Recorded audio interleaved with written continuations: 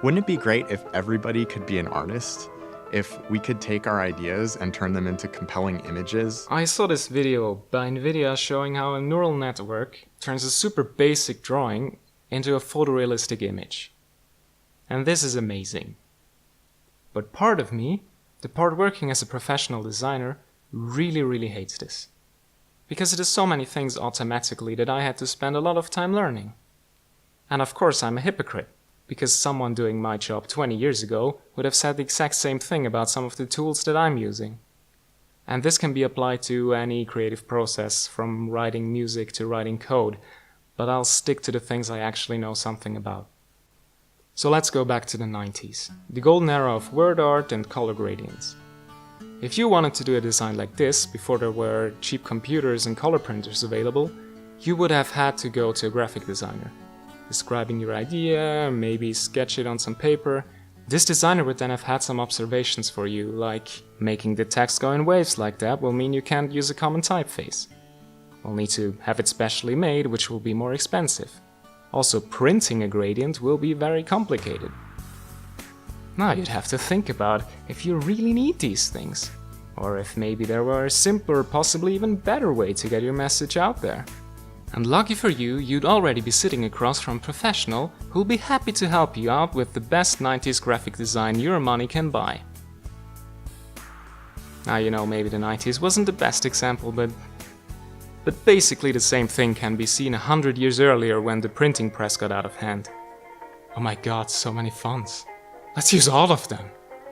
Anyway, we see the pros and the cons of modern tools. Now you can make an animated rainbow-colored logo with some flowers all by yourself, without having to pay anyone. But then there's also nobody who'll tell you, just no. But even if you were determined to make your own design all by yourself because you're a strong, independent jack of all trades, what if you had to do it without your computer? You had to take up a pencil and some crayons and sketch out your idea. After maybe half an hour of trying to find a yellow crayon, you'll probably start thinking, what am I doing?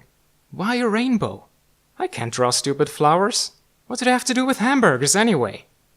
And then you take a new sheet of paper, start writing down some basic ideas that actually make you want to buy a hamburger. You see, because shapes and colors were just a click before, you never actually thought about them. It felt right, but it was not a conscious decision. What you had was your very first idea. It was really the same thing as your crappy first doodle. It just looked much more polished, and so it looked like it was done. And this brings us back to NVIDIA. If you paid an artist to paint you a picture like that using oil paint and brushes, no doubt it would take an extensive amount of time. However, along the way they would have made a first sketch and thought about what the image should tell the observer. They would have thought about things like composition, they would have taken time to think about lighting, mood, weather, season, vegetation, like what tree is that? Like what the fuck kind of tree is that? What I'm trying to say is, employing an artist, you will end up with something that might not always look 100% polished, but something that actually did what it was supposed to do. So, using powerful tools is great. It can save a lot of time, and where would we be without them? Just keep in mind every decision you might not be making.